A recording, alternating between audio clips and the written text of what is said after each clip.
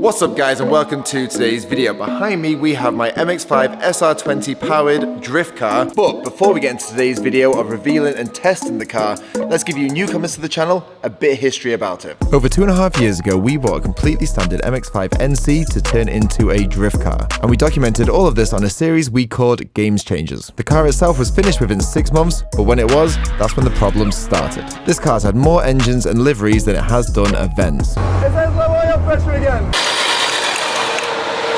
And there goes the engine. This car has seriously tested our patience, but it is a completely unique one-of-one MX5. So here we are, 2.5 years later, with another engine and another livery, and in this video we're going to get down to the bottom of why this car never worked. So now you guys are all caught up with the car, let's get into today's video. And for you long-term viewers, this is going to be a bit of nostalgia because we're going to roll the Games Changers intro for the very last time.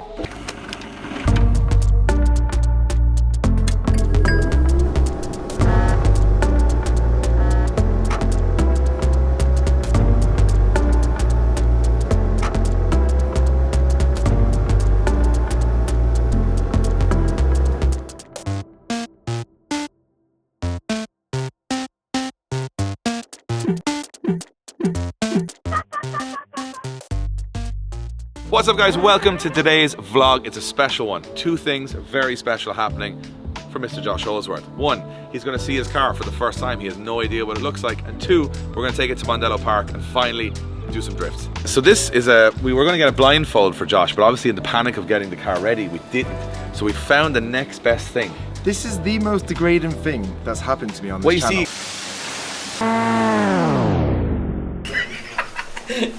This is the genuine first reveal that we've had of a livery. I haven't seen any render, designs, ideas. Sorry, I've been teased quite a bit. Apparently there's male genitalia all up the side of it is what we've been saying for the last month. And he's even gone that far to trick me. He found the same MX5 with a wrap of... We'll insert that here. Yeah. Sperms and willies. So we'll bring it over. We'll bring it over this way and we'll put the bag on you. I'm not sure I'm ready for this. I feel pressure for some. Why do you feel pressure? Everyone's down here to watch a reaction of me, and I'm not even sure. I don't know. I'm excited. I'm scared. I want to see the car. He literally showed everyone in front of me the render of the car. So I'm fairly sure it's good because no one has said it looks bad. Yeah, but then a lot of people like male genitalia on a car. That is true. Right, bag on. If any of you kick me in the balls, blindfolding you would have been very degrading. We're putting we're not going to kick you in the balls. We're not going to kick in the balls. Now, we didn't even think about kicking him in the balls, and now we're thinking about kicking him in the balls. That's literally all I want to do right now. Okay. Which way does it look best? Neither. Right, walk, and I'll tell you when to step. I want it to fall over. Oh, it's very echoey in here. Oh, that's weird. This is fantastic. This is a great idea I made up 30 seconds before we started filming. Yeah, step up, step in. Oh, I can see through the bag. You can't see through the bag. That's a top quality bag. You can't see through the bag. We hope you like it. Oh, this is... Okay. 3, 2, 1. Go. Go. Go. I thought someone was lifting the bag over my head. Holy Hey! I did.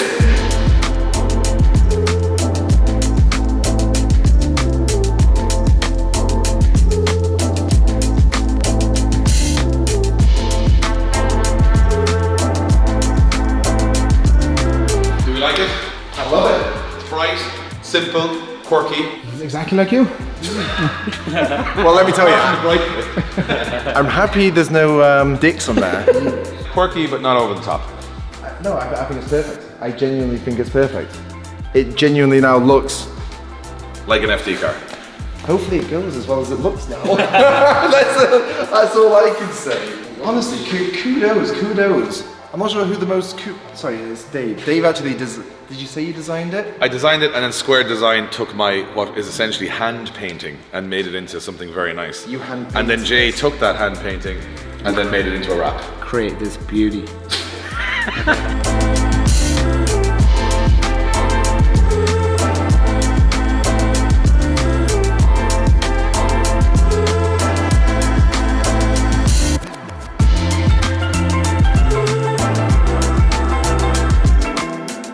That's the last wrap of the year, Joshy. Get in here, guys. sweaty mess. Craig put it on the trailer. Yeah, I got it here. All right, Josh is pleased. Let's get some beauty shots of this thing before we take it to the track.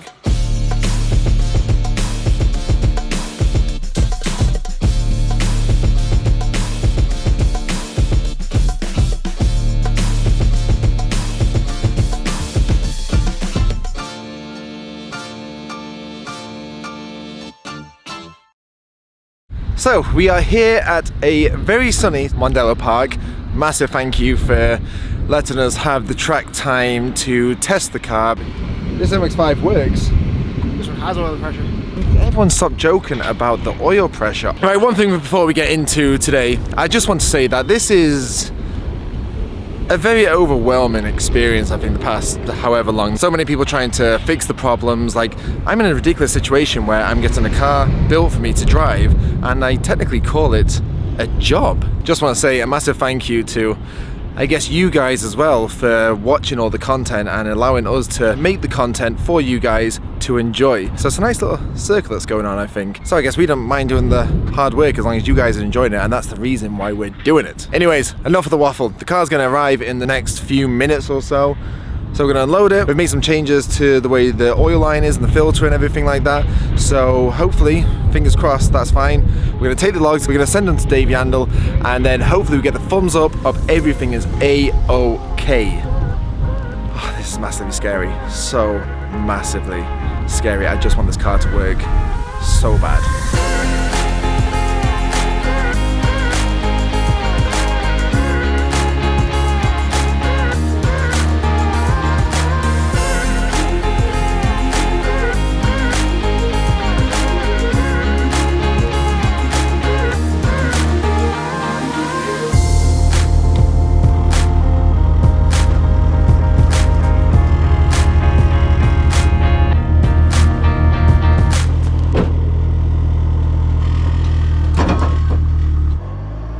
So the problem that we're having with oil pressure before was under braking. Every time you braked the car, the oil pressure would drop. So I just tried this a few times to see if we're having the same problem.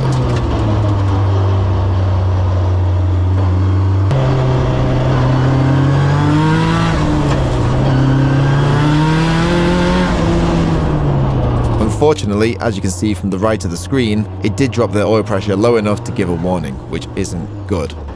So knowing that it was doing it under braking, I just went for one lap just to see if it was doing it under acceleration.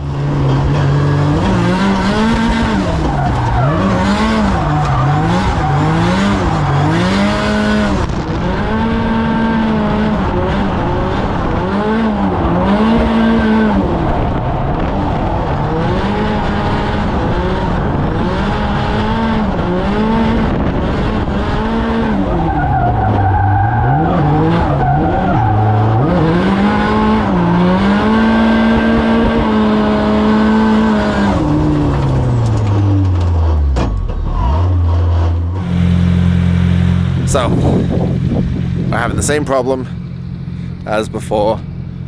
Nothing's really changed, still under braking. I don't know, this is very disheartening. Just can't get this car right.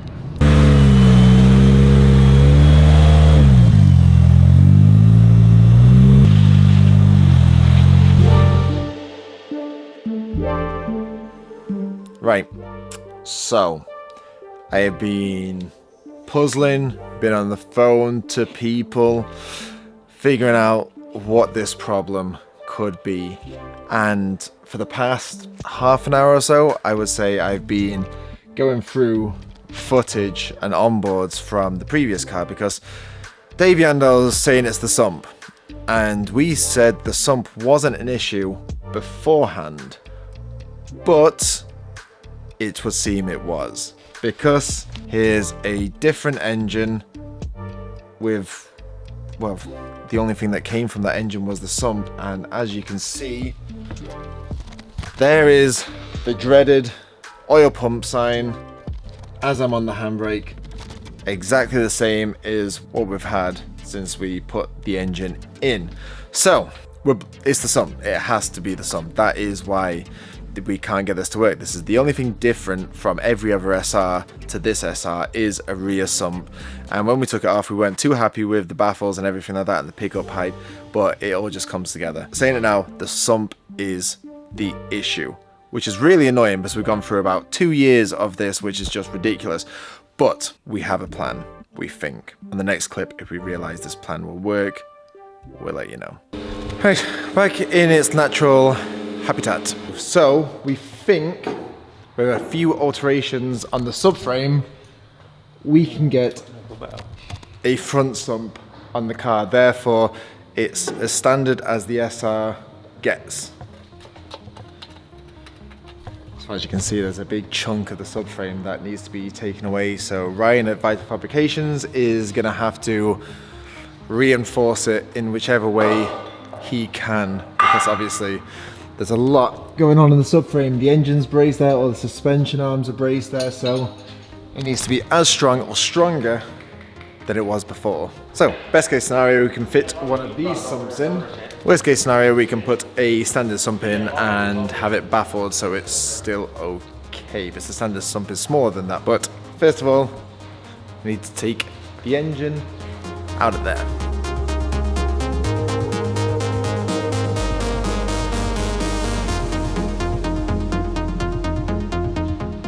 Right, engine out, and now to figure out if this will work. Do you reckon it's going to work, Wayne? That's positive thinking right there. So the thing that we're wary about is all of these pipes and everything like that. So we need to wait for the sump to come and see where it's going to sit and where it needs to be cut. But for now, we're going to take it down to Vital Fabrication and see if he can, I don't know, magic this engine in at this point. I would say it is.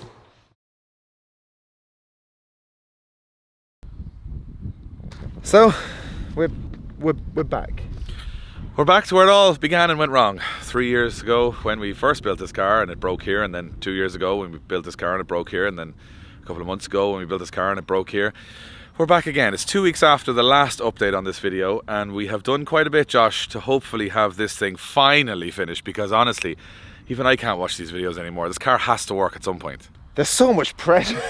we built a whole studio in a quarter of the time. I think maybe 15 cars have been built since this one started getting built. You've done more battles in my Corvette than you have in this car. This car's had more wraps than events. Yeah. There's some awkward statistics we actually worked out on the way up here. Right, well, let's pop the bonnet and show everybody what we've done to try and at least give ourselves a chance. So I'll fill you in of what's gone on. So as I said on the last video, it was the sump that we thought was going to be the issue, and it was going down to Ryan Morton at Vital Fabrication. And as you can see, she got a new sump, boy.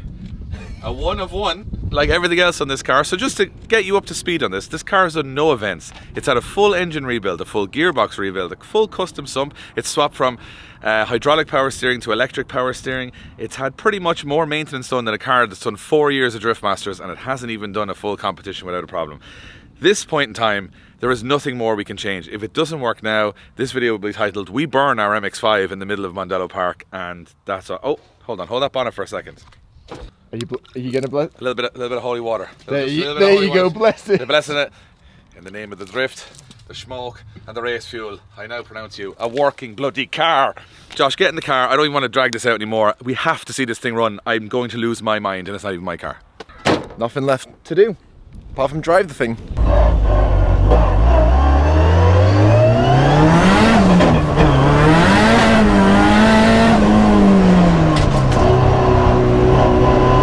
Okay, I think we're good on the hard braking.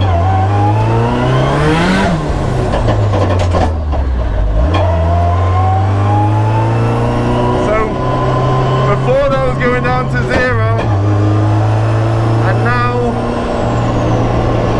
it's barely going down.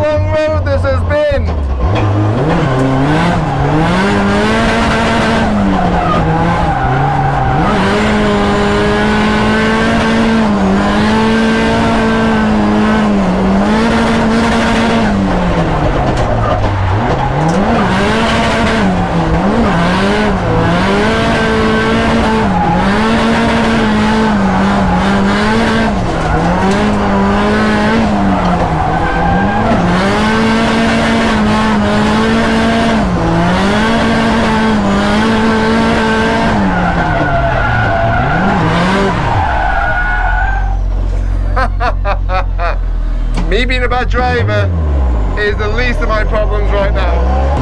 Oh, what a relief! And as you can see,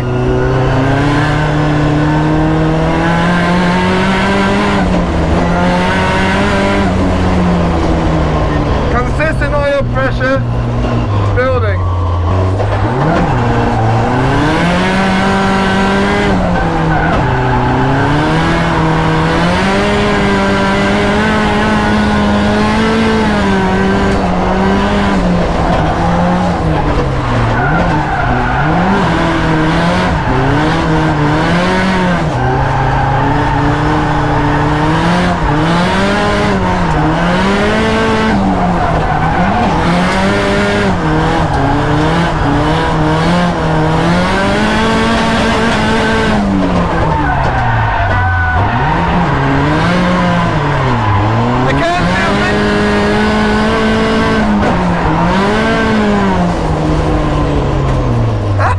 It looks like we have oil pressure, it looks like the car is moving, and it's damn fast. So that is all good news. Hopefully he's as excited in the car as we are relieved outside the car. I'm not sure if you can remember from one of the other videos, but I used to be in third. With this new engine and turbo setup, I'm running less power and I have to gear up and the car just takes it. I'm not gonna lie, starting this video I was anxious as hell, but now, oh god,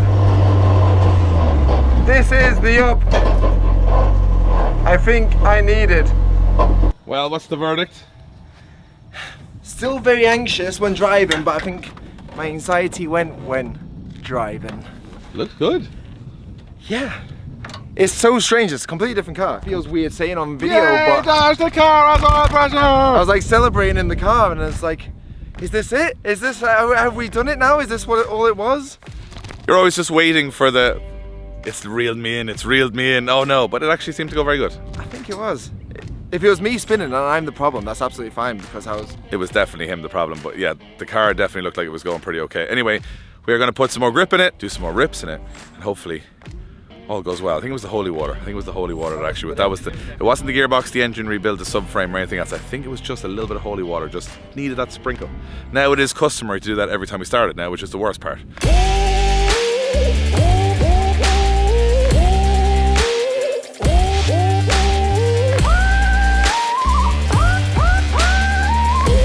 Okay, so a more experienced driver is jumping in.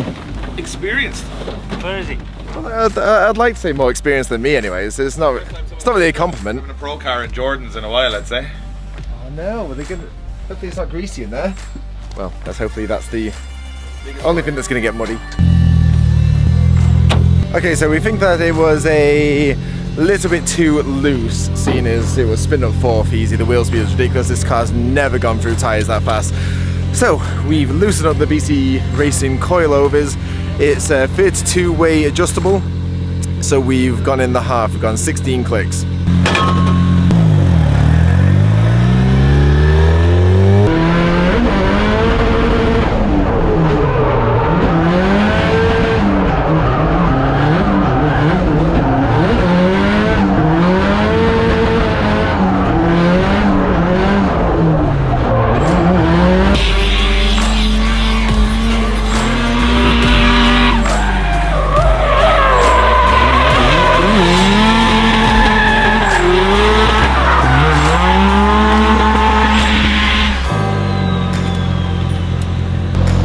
Phenomenal.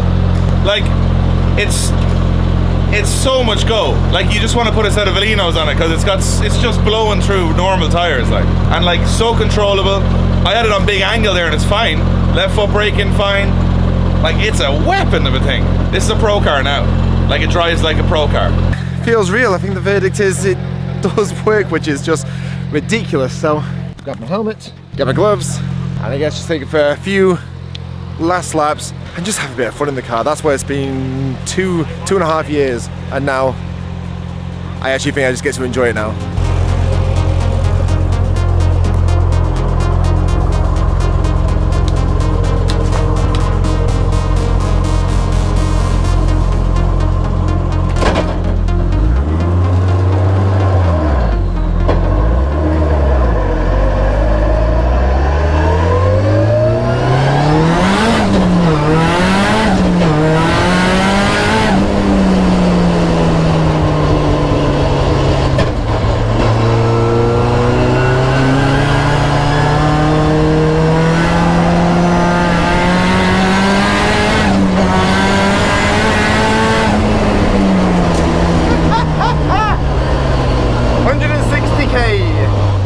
Okay, so I think I have about 2 laps here.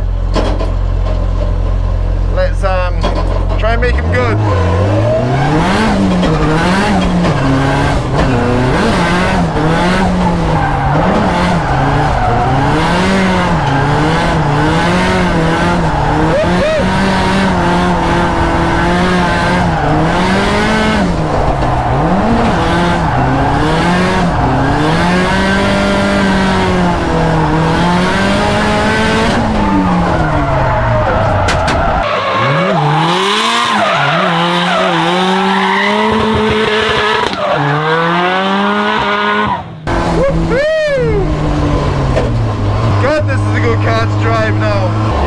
The weight.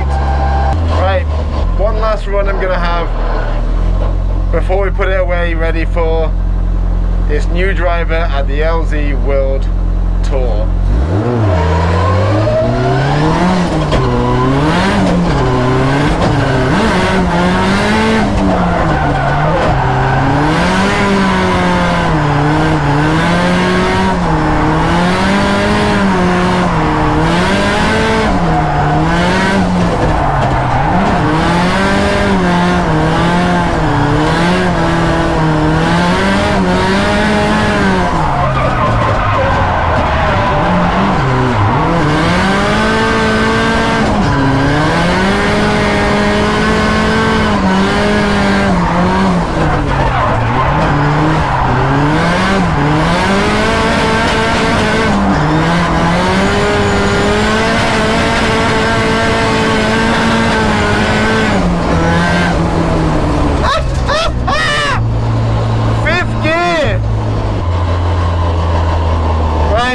Call it a day.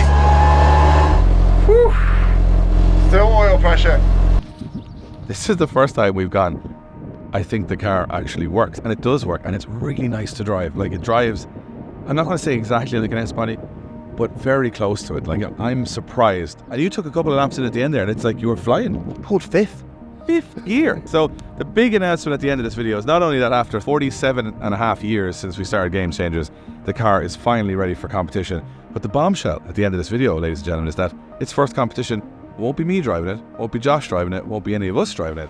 It will be Colette Davis driving this car in the LZ World Tour on July 22nd and 23rd. And this car is now ready for her to take on the best of the best, because it is fast, it's sweet to drive, and it kind of looks very Colette-like as well with all of its bright colours.